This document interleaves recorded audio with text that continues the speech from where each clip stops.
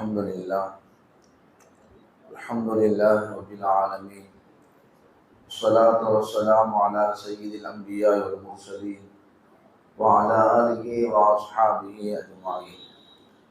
أما بعد، فأعوذ بالله من الشيطان الرجيم. بسم الله الرحمن الرحيم.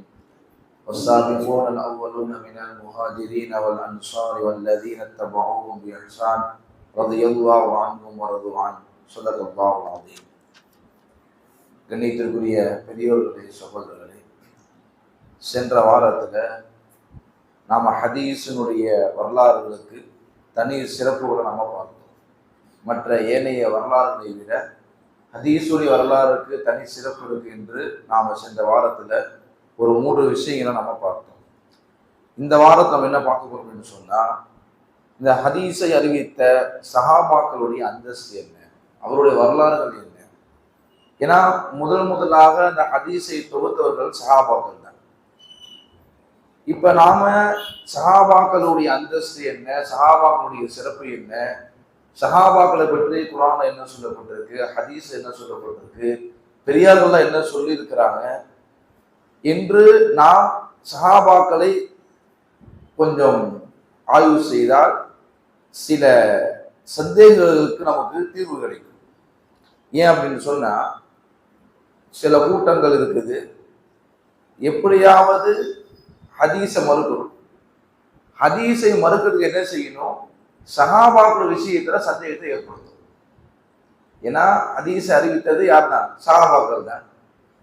இப்ப ஹதீஸை மறுக்கிறதாக இருந்தால் இந்த சஹாபாக்களுடைய விஷயத்துல அவங்களுடைய நம்பகத்தன்மையில, அவங்களுடைய நீதத்துல ஒரு சந்தேகத்தை ஏற்படுத்தி விட்டால் இவர்களே பொய்யானவர்கள், இவர்கள் பொய் சொல்லக்கூடியவர்கள் என்ற விஷயத்தை ஏற்படுத்தி விட்டால் இவர்களின் மூலமாக அறிவிக்கப்பட்ட ஹதீஸும் பொய் என்பது நிரூபணமாயிடும். அப்ப எப்படியாக செய்யணும், இந்த ஹதீஸை மறுக்கணும். அதுக்கு சஹாபாக்கள் விஷயத்துல ஏதாவது ஒரு சந்தேகத்தை ஏற்படுத்தணும் என்று ஒரு கூட்டம் இதுக்காக முயற்சி பண்ணி கொண்டே இருக்கிறது. இப்ப நாம் என்ன செய்ய போறோம், சஹாபாக்கள் பொய் சொல்லுவாங்களா, அவங்களுடைய அந்தஸ்து என்ன, குர்ஆன்ல அல்லாஹ் பத்தி எவ்வளவு புகழ்ந்து சொல்லி இருக்கிறான், பெருமானார் ஸல்லல்லாஹு அலைஹி வஸல்லம் அவர்கள் எவ்வளவு புகழ்ந்து சொல்லி இருக்கிறாங்கன்னு நம்ம தெரிஞ்சுக்கிட்டோம்னா சஹாபாக்கள் பொய் சொல்ல மாட்டாங்கன்னு நமக்கு தெரிய வரும். அதுக்காண்டி சஹாபாக்களுடைய வாழ்க்கையில தவறு நடக்கல அப்படின்னு இல்லை. சஹாபாக்களுடைய வாழ்க்கையில தவறுகள் நடந்திருக்கு, அது அவ்வளவு போன்று இருக்காங்க. நம்ம பார்க்குறோமா இல்லையா, ஒரு சஹாபி வருவாரு, யார் ரசூலுல்லாஹ் நான் விபச்சாரம் பண்ணிட்டேன்னு சொல்றாரு. ஒரு சஹாபி பெண்மணி வராங்க, யார் ரசூலுல்லாஹ் நான் விபச்சாரம் பண்ணிட்டேன்னு சொல்றாங்க. அப்ப சஹாபாக்கள் வாழ்க்கையில தவறு ஏற்படாது என்பது கிடையாது. தவறுகள் நிகழ்ந்தாலும், ஆனால் ஒரே ஒரு தவறு நிகழவே நிகழாது. ஒரு தவறு என்ன செய்யாது, நிகழவே நிகழாது. அது என்ன, நபியின் மீது பொய் சொல்வது என்பது சஹாபாக்களுடைய விஷயத்தை ஏற்படாது. தனிப்பட்ட முறையில் அவன் ஏதாவது பாவம் செஞ்சிருக்கலாம், தனிப்பட்ட முறையில் ஏதாவது தவறுகள் நிகழ்ந்திருக்கலாம், அது மனிதனுடைய இயல்பு நடந்திருக்கும். ஆனால் பெருமானார் ஸல்லல்லாஹு அலைஹி வஸல்லம் அவர்கள் மீது பொய் சொல்வது என்பது சஹாபாக்களுக்கு நிகழ முடியாத ஒரு தவறு. அது கண்டிப்பாக செய்ய முடியாது, சஹாபாக்கள் செய்யவே மாட்டாங்க. ஏன் அப்படின்னு சொன்னா, குர்ஆன்ல பல இடங்கள்ல சஹாபாக்களை பத்தி அல்லாஹ்வே என்ன செய்யறான், இவர்கள் எல்லாம் உண்மையாளர்கள், இவர்களெல்லாம் நீதமானவர்கள், இவரெல்லாம் பொய் சொல்ல மாட்டார்கள் என்று அல்லாஹ் குர்ஆன்ல பல இடங்கள்ல சஹாபாக்களை பத்தி சொல்லியிருக்காங்க. நாம இந்த ராவிகளை ஆய்வு செய்யும் பொழுது கூட நமக்கு முன்னால் எனக்கு யார் அறிவிச்சாரோ அவரை பற்றி ஆய்வு செய்யும் பொழுது கூட இவர் நம்பிக்கையானவரா, இவர் பொய் சொல்லக்கூடியவரா என்பது ஆய்வு செய்வாங்க. அதே மாதிரி அவருக்கு யார் அறிவித்தாரோ அவருடைய வாழ்க்கையும் ஆய்வு செய்வாங்க. எது வரைக்கும் போவோம், சஹாபாக்கள் வரைக்கும் போவோம். சஹாபி வந்துட்டார் அப்படின்னா சஹாபுடைய வாழ்க்கையை ஆய்வு செய்ய மாட்டாங்க. ஏன்னா சஹாபி அப்படிங்கிறவரே பொய் சொல்ல மாட்டாரு. சஹாபினால யாருதான் அவர் பொய் சொல்லாம நம்பர் தான் சஹாபி அப்படின்றது வரலாறு குறிப்பிடுறாங்க. அப்ப நாம என்ன செய்யக்கூடாது, சஹாபாக்களை போய் இவங்க பொய் சொன்னாங்க என்று நம்ம சொல்ல முடியாது. யாரு சஹாபாக்களுடைய வாழ்க்கையில போய் இவங்களுடைய நம்பகத்தன்மையில போய் யாரை ஆராய்ச்சி செய்ய ஆரம்பிக்கிறாங்களோ அவருக்கு விதத்தை உருவாகிடும். விதத் என்பது யாருக்கு உருவாகும், யாரு சஹாபாக்களுடைய நம்பகத்தன்மையில போய் என்ன செய்யறாரோ, யாரு பேச ஆரம்பிக்கிறாரோ அவருடைய வாழ்க்கையில விதத்தை உண்டாகிச்சிருக்கோம். இப்ப நம்ம குர்ஆன்ல பார்க்கிறோம், நிறைய இடங்கள்ல அல்லாஹ் தஆலா சஹாபாக்களை புகழ்ந்து சொல்லியிருக்கிறாங்க. பொதுவாகவே ஒரு அரபில் சொல்லுவாங்க, மன் அஹப்ப ஷையன் அக்ஸர திக்ரஹு. யாராவது ஒரு விஷயத்தை வந்து ரொம்ப பிரியப்பட்டாங்கன்னா அதை நிறைய சொல்லிக்கிட்டே இருப்பாங்க. மன் அஹப்ப ஷையன், யார் விஷயத்தை பிரியப்படுறாங்களோ அக்ஸர திக்ரஹு, அது நிறைய சொல்லிக்கிட்டே இருப்பாங்க. நமக்கு யாராவது ஒருத்தர் பிடிச்சி போச்சுன்னா அவர் நல்ல மனுஷன் தான், சொன்னா கரெக்டா செஞ்சிருவாரு, எந்த விஷயம் நமக்கு வந்தாலும் அவர் நல்லா செய்வாரு அப்படின்னு நம்ம நினைப்போம். அப்ப எந்த விஷயத்தின் மீது, எந்த நபரின் மீது நமக்கு பிரியம் ஏற்படுகிறதோ அவரை பத்தி நம்ம நிறைய சொல்லிக்கிட்டே இருக்கும். அது போலதான் அல்லாஹ் தஆலாவும் சஹாபாக்களை பத்தி குர்ஆன்ல நிறைய இடங்களை சொல்லியிருக்கிறான். சூரத்துல் ஃபத்ஹ்ல அல்லாஹ் சொல்றான், முஹம்மது ரசூலுல்லாஹ், நபி பத்தி அல்லாஹ் சொல்றான், வல்லதீன மஅஹு, அவருடன் ஈமான் கொண்டவர்கள், அவருடன் இருப்பவர்கள் யாரு? சஹாபாக்கள்.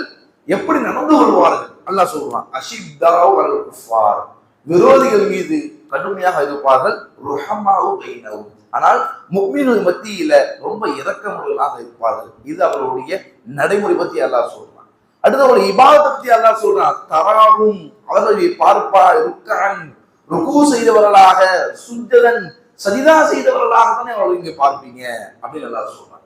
அடுத்து சஹாபாக்களுடைய குறிக்கோள் என்ன, நோக்கம் என்ன, அதையும் அல்லாஹ் சொல்றான், யப்தகூன ஃபضலம் மின் ரப்பிஹிம் வரிதுவானா, தங்களுடைய ரப்பின் புறத்திலிருந்து அல்லாஹ்வின் பொருத்தத்தை தேடவர்களாக இருப்பார்கள். அவன் நோக்கமே அதான். இந்த வாழ்க்கையில வேற எந்த நோக்கமே சஹாபாக்கள் கிடையாது. இந்த உலகத்துல பதவி வேணும், அந்தஸ்து வேணும், இந்த நாளை பிடிக்கணும், அந்த நாளை பிடிக்கணும், எந்த நோக்கமும் இருக்காது.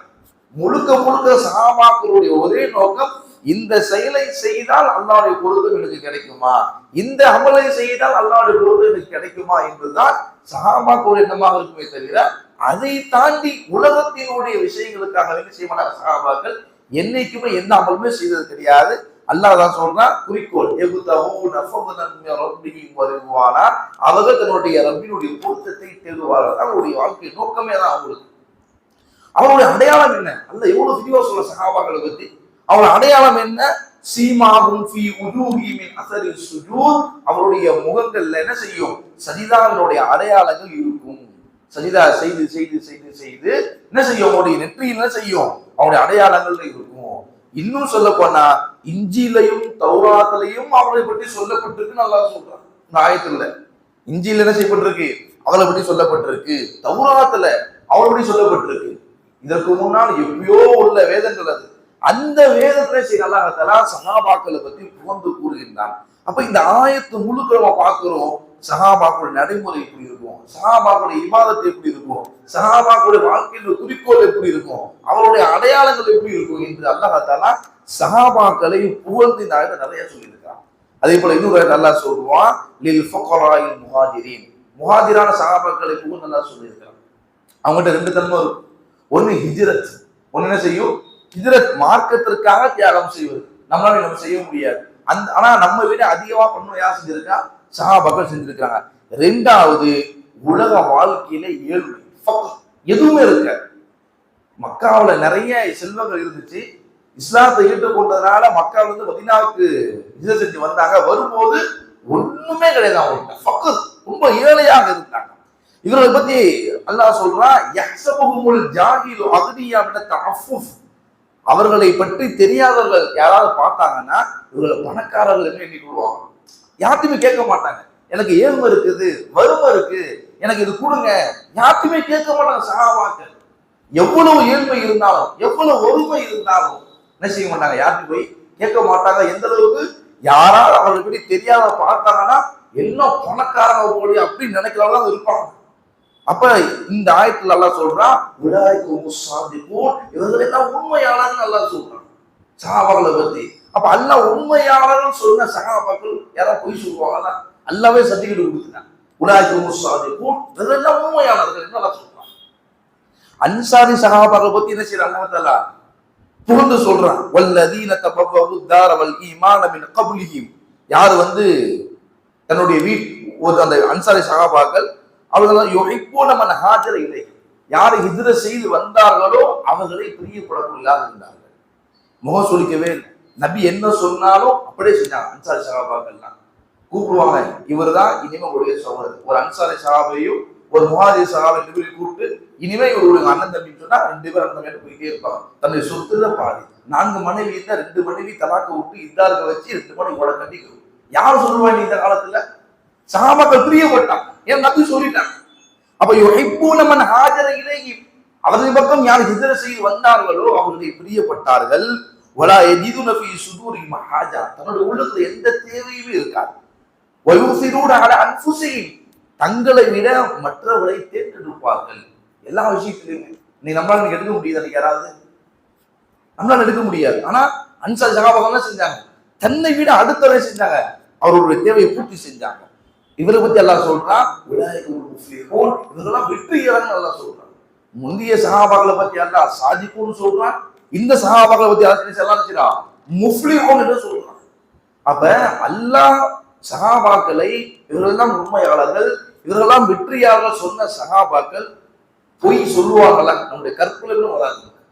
அது நபியின் மீது சாதாரணமாக அவங்க வாழ்க்கை செய்ய மாட்டாங்க, பொய் சொல்ல மாட்டாங்க. அப்படி இருக்கும்போது நபி சொன்னதாக சொல்லி ஒரு வார்த்தை அவங்க சொல்லுவாங்களா? அவங்க சொல்ல முடியாது.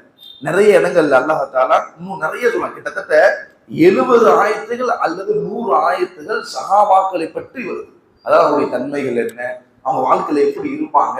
100 ஆயத்து அல்லாஹ் சொல்றான், யௌமலா யுஸில்லாஹு நபிய வல்லதீன ஆமனு மஅஹு, நபியையும் நபியோடு யார் ஈமான் கொண்டார்களோ அவர்களையும் அல்லாஹ் தஆலா மறுமையினால இழிவுபடுத்த மாட்டான்.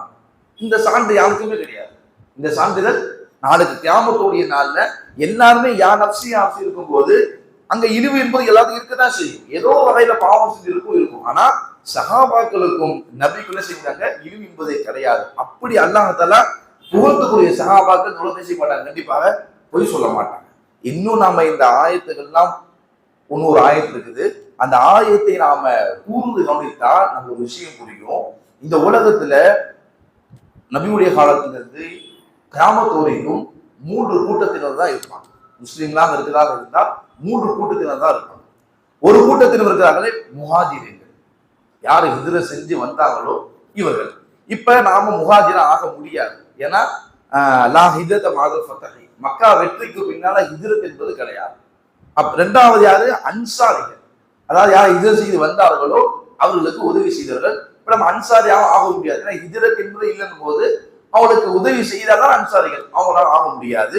மூணாவது அல்லாஹ் சொல்றான், வல்லதீன தபஉ பிஇஹ்சான், இந்த அன்சாரி சஹாபாக்களையும் முஹாஜிர் சஹாபாக்களையும் குறை கூறாமல் நல்ல எண்ணத்துடன் அவர்களை பின்பற்றுவார்கள். இந்த 3 கூட்டம் தான் இந்த உலகத்துல ஹிதாயத் பெற்ற கூட்டத்தார். ஒண்ணு முஹாஜிர்கள், ரெண்டாவது அன்சாரிகள். அப்ப முஹாஜிராலும் ஆக முடியாது, அன்சாரியாலும் ஆக முடியாது. நாம ஆகுதாக இருந்தால் இந்த 3வது கூட்டமாக தான் ஆக முடியும். அதாவது சஹாபாக்கள், எந்த சஹாபாக்களும் நான் இந்த சஹாபா ஏத்துக்குவேன், இந்த சஹாபி ஏத்துக்குவேன் அப்படிலாம் இல்லாம ஒட்டுமொத்த எல்லா சஹாபாக்களையுமே நல்ல எண்ணத்துடன் அவர்களை பின்பற்றணும். இப்படிப்பட்ட கூட்டம் இருக்குதே, இந்த கூட்டம் தான் ஹிதாயத் பெற்ற கூட்டம் என்று அல்லாஹ் சொல்றான். இது ஒரு சம்பவம் சொல்றான். ஷியானது ஒரு ஆலிம். ஷியா நம்ம ஏற்கனவே தெரியும், அபூபக்கர் ரலியல்லாஹு அன்ஹு அல்லது உமர் ரலியல்லாஹு ஏத்துக்க மாட்டாங்க, அலி ரலியல்லாஹு செய்வாங்க, ஏத்தி பேசுவாங்க. அப்ப ஷியால இருக்கக்கூடிய ஒரு ஆலிமும் அஹ்லு சுன்னத் வல் ஜமாத் இருக்கக்கூடிய ஒரு ஆலிமும் செய்யறாங்க, விவாதத்துக்காண்டி வராங்க. இப்ப இந்த அஹ்லு சுன்னத் வல் ஜமாத்துடைய இந்த ஆலிம் சொல்றாரு, அல்லாஹ் குர்ஆனை இருக்கிறான், அதுல நீங்களும் ஏற்றுக்கொள்றீங்க, நாங்களும் ஏற்றுக்கொள்றோம். இப்ப அல்லாஹ் ஒரு ஆயத்து சொல்றான். எந்த ஆயத்து? நம்ம மேல சொன்ன ஒரு ஆயத்து, வஸ்ஸாபிகூனல் அவ்வலூன மினல் முஹாஜிரீன் வல் அன்சார். இந்த ஆயத்துல அல்லாஹ் தஆலா 3 கூட்டத்தாரை பத்தி சொல்றான். இந்த உலகத்துல இந்த 3 கூட்டத்தார்கள் தான் ஹிதாயத்தை பெற்றவர்கள், மற்றவங்க என்ன கிடையாது, ஹிதாயத்தை பெற்றவர்கள் கிடையாது அல்லாஹ் சொல்றான். அதுல முதல்ல யாரும் முஹாஜிர்கள், நான் முஹாஜிரா ஆக முடியாது, நீங்களும் ஆக முடியாது. ரெண்டாவது அன்சாரிகள், அன்சாரிகள் நீங்களும் ஆக முடியாது, நானும் ஆக முடியாது. ஆனா மூணாவது சஹாபாக்களை குறை கூறாமல் அவர்களை பின்பற்றுவது. இது நான் அந்த கூட்டத்தில் இருக்கேன், நீங்க அந்த கூட்டத்தில் இருக்கீங்களான்னு கேட்டேன். ஏன்னா ஷியாவால நான் அந்த கூட்டத்தில் இருக்கேன்னு சொல்ல முடியாது. ஏன்னா அவர் என்ன செய்வாங்க, ஷியாக்கள் எல்லாமே அபூபக்கர் ரலியல்லாஹு அன்ஹுவையோ உமர் ரலியல்லாஹு அன்ஹுவையோ என்ன செய்ய மாட்டாங்க, அவங்க எல்லாம் ஏற்றுக்கொள்ள மாட்டார்கள். அவங்க எல்லாம் அலிலிருந்து ஹிலாஃபத்தை பறிச்சுட்டாங்க, புடுங்கிட்டாங்க என்று சஹாபாக்களை குறை சொல்லக்கூடியவர்கள் ஷியாக்கள். இப்ப இந்த ஆயத்தை கேட்ட உடனே அவர் என்ன செஞ்சாரு, விவாதமே வேணான்ட்டு அவர் சொல்லிட்டாரு. ஏன்னா அந்த குர்ஆனை அவங்க செய்யல, முழுமையாக கடைபிடிக்கல. அப்ப ஒருவர் குர்ஆனை முழுமையாக கடைபிடிக்கிறார் அப்படின்னு சொன்னா இந்த ஆயத்தை கண்டிப்பாக ஏற்றுக்கொள்ள வேண்டும். இப்ப இந்த ஆயத்துல 3 பிரிவாக பிரிச்சிருக்கிறார். ஒரு முஹாஜிர்கள், ரெண்டாவது அன்சாரிகள், மூன்றாவது சஹாபாக்களை பின்பற்றக்கூடியவர்கள். அப்ப யாரு சஹாபாக்களை குறை இல்லாமல் அவர் மீது குறை சொல்லாமல் அவர் முழுமையாக பின்பற்றார்களோ அவர்கள் தான் ஹிதாயத் பெற்ற கூட்டத்தார்கள் என்று அல்லாஹ் சொல்றாங்க. இது குர்ஆன்ல உள்ள ஆயத்துகள். இன்னும் நிறைய ஆயத்துகள் இருக்கு, எடுத்து பேசினா பேசிக்கிட்டே இருக்கலாம். ரெண்டாவது ஹதீஸ்ல நம்ம பார்ப்போம்.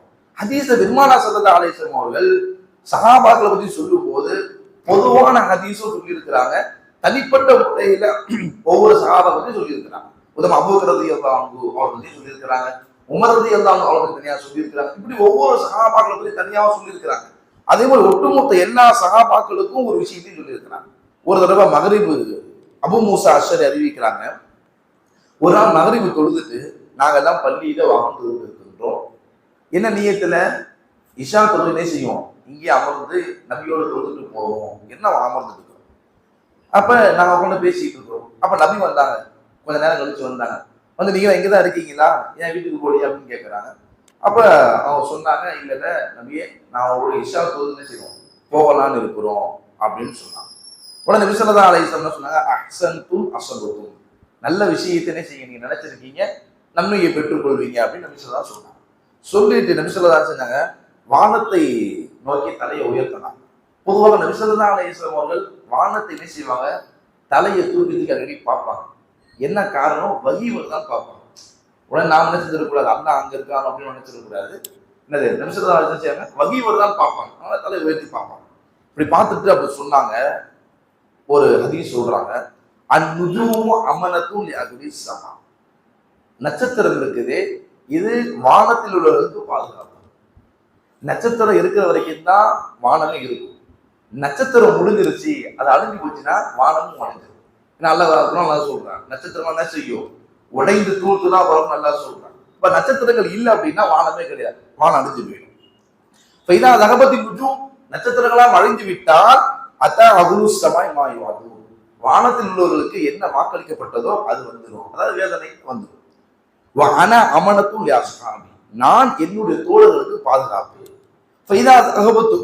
நான் சென்று விட்டால் அத்தா அஸ்ஹாபி மாயுவாது, அப்ப என்னுடைய சஹாபாக்களுக்கு வாக்களிப்பது வந்துடும். என்ன, நிறைய குழப்பங்கள் வரும். நபி போனதுக்கு அப்புறம் நிறைய குழப்பங்கள் வந்துச்சு. ஜகாத் கொடுக்க முடியாது, மத மாற்றங்கள் ஏற்பட்டுச்சு, நிறைய விஷயங்கள் நபியுடைய வஃபாத்துக்கு முன்னாடி ஏற்பட்டுச்சு. அப்பதான் சொன்னாங்க, நான் தான் என்னுடைய சஹாபாக்களுக்கு பாதுகாப்பு, நான் போயிட்டேன்னா மிகப்பெரிய குழப்பம் தான் செய்ய சஹாபாக்கள் மத்தியில் வரும் அப்படின்னாங்க. அஸ்ஹாபி அமனத்துடைய உம்மத்தி, என்னுடைய தோழர்கள் என்னுடைய சஹாபாக்கள் இந்த உம்மத்துக்கு பாதுகாப்பு. அவர்கள் எல்லாம் சென்று விட்டார், சஹாபாக்கள் தோழர்கள் யாருமே இல்லை அப்படின்னு சொன்னா அத்தாலி உம்மத்தி மாயோ அதுவும் என்னுடைய உம்மத்துக்கு சொல்லப்பட்ட நிறைய குழப்பங்கள் வந்து இன்னைக்கு அப்படிதான் இருக்கு.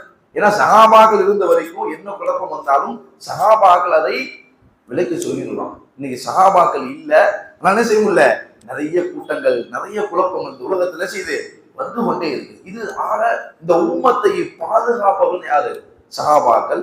நபி ஸல்லல்லாஹு அலைஹி வஸல்லம் சொல்லி இருக்கிறாங்க, லா துசுப்பு அஸ்ஹாபி, என்னுடைய சஹாபாக்கள் நீங்க திட்டாதீர்கள் ஏசாதீர்கள் என்று சொல்லி இருக்கிறாங்க.